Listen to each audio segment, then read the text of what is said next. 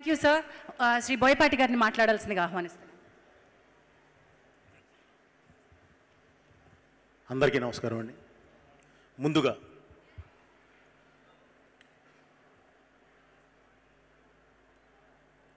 Telugu cinema పరిశ్రమని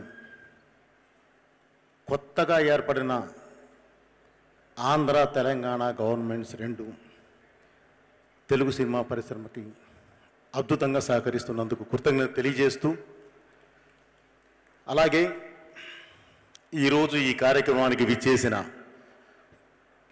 రాజకీయ ప్రముఖులకి, సినీ ప్రముఖులకి, ముఖ్యంగా 10 మందికి ఉపయోగపడే ఇక్కడికి వచ్చిన ప్రతి ఒక్కరికి పేరు పేరున్న కృతజ్ఞత తెలియజేస్తూ,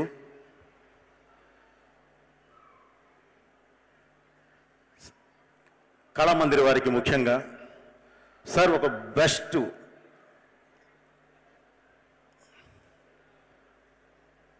ఒక బిజినెస్ మ్యాన్ బాగా ఎదిగి ఒక మంచి స్టేజ్కి వెళితే బెస్ట్ ఎంటర్ప్రెన్యూర్ అవార్డు ఇస్తారు. అలాగే ఒక మంచి సినిమా, ఒక గొప్ప సినిమా తీస్తే ఒక నేషనల్ అవార్డ్, ఇంకా అవార్డ్స్ ఇస్తారు. అలాగే ఎదిగిన తర్వాత ఇచ్చే ఈ అవార్డులు ఎంత గొప్ప, ఎదగమని ఇస్తున్న ఈ అవార్డు కూడా అంతకన్నా చాలా గొప్పది. అలాగే కేఎల్ఎన్ ప్రసాద్ గారికి, ఈ సంస్థ నడుపుతున్న ప్రతి ఒక్కరికి ఒక మంచి ఇది తెలియజేయాల్సిన అభినందన తెలియజేయాల్సింది ఏంటంటేనండి,